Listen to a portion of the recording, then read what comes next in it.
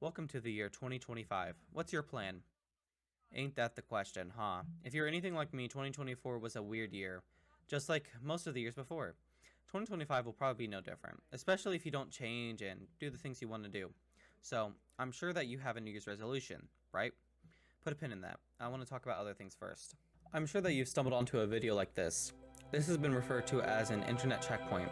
What's the point of an internet checkpoint, or hell, a checkpoint of anything?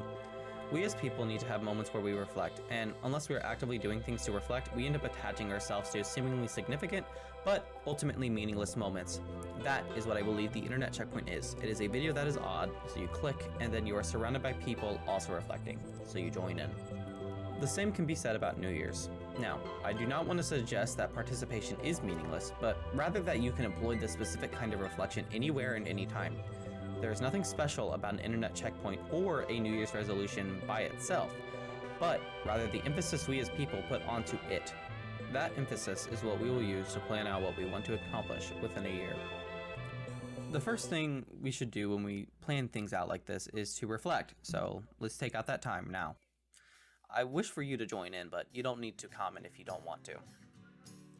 Let's start with my college experience, my regrets and successes. I lament the fact that I didn't interact enough in clubs and with my peers. I was graduating early, so the pressure was there early on, but it seems like I still stayed in my shell. I will say, by the final semester, I managed to break free of it a little. My attendance was also rather spotty. I think that is something I could have done a lot better on. Now, we don't want this to be a case of us bashing ourselves. It's okay to have regrets and what you may call personal failings. It is important to recognize them, accept them, and embrace them. Sure, I wish I made more friends, but here I am now. Now, let's look at positives. I learned a lot, and I became a better writer. I've also become more well read, and I know what I must do to achieve my goals. And now I can't really think of much else. We tend to focus on the negatives and not positives, which is another thing that I'm still working on. Now, let's talk about my father, or rather his passing. My father passed on January 1st, 2023. It was super rough that year, and it's been rough this past year. I don't say this to want pity, but rather I want to talk about grief and how that interacts with your goals. Grief can really damage your goals. It can reframe a lot of your negative self talk, like, what would so and so say about this or that? It can damage habits you've formed and create negative ones. This isn't to say that grief is wholly negative and that you need to do whatever you can to prevent it. Far from it. I think you need to experience grief fully and take a pause from stuff without feeling guilty.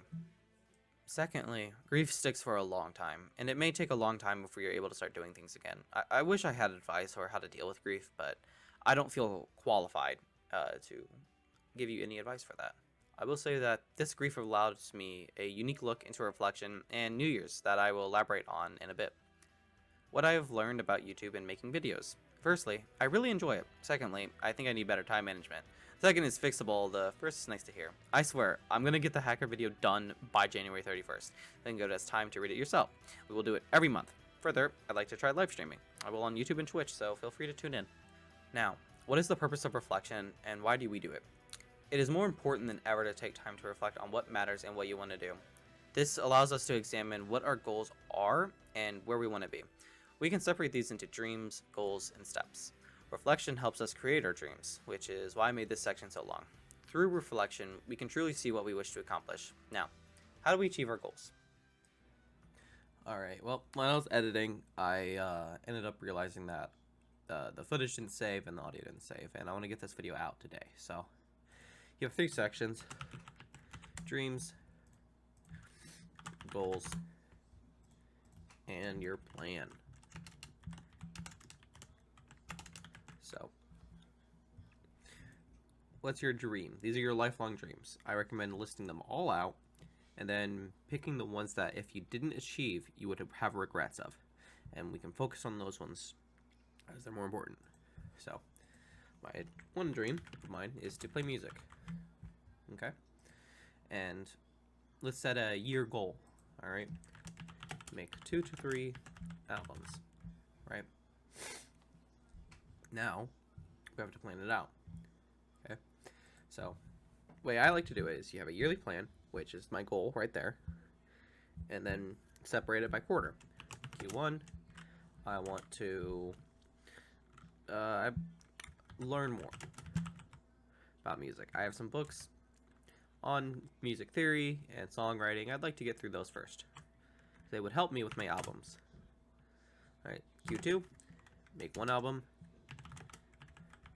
Q3, do it again,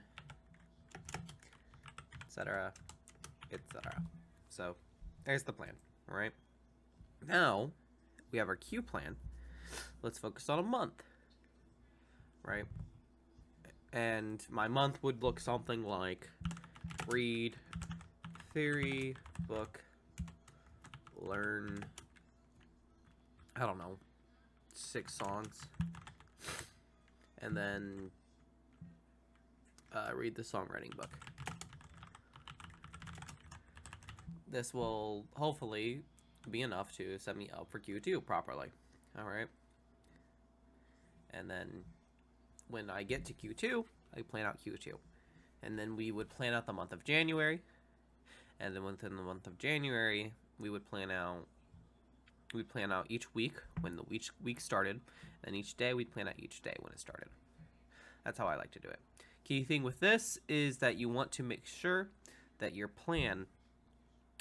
plan for a smaller amount of time than you think you'd need, or larger amount of time than you think you need. I.e., for a quarter, I plan for what I think I could get done in a month, right? For a month, I plan what I would think I'd be able to get done in a week. We're really bad at managing time, so that's a little cheat to use until you get better at figuring out what you can do in a certain amount of time, knowing your energy levels and your mood and what habits you have formed, right? And we can do this with anything. That's what I recommend. This is a great way to plan. And by setting up so that way we each have a small increment of time, it makes you get to have that cheat code of the New Year's resolution in smaller amounts of time, right? You're celebrating every month that starts, and you're like, all right, let's figure out what I want to do. What's my goal for the month? Each week, what's my goal for the week? Each day, what's my goal for today? Right? By setting it up like this, we get to have that resolution each time. It's a little cheat code, right? So yeah, there's that section done. Here's where I challenge each and every one of you to talk to your friends, or form a community, or just be more social. We live in an era of isolation. Please engage with others. I promise it'll make you happy. I hope this video provides value. If you liked it, please give it a like, and if you want to see more, subscribe. Thank you so much for watching. I have a Ko-fi and a Patreon linked below if you really want to follow. Further, this script is linked as a markdown document in GitHub. If you want to use this video, you may. Just make sure to give sufficient credit. Thank you. Have a great year.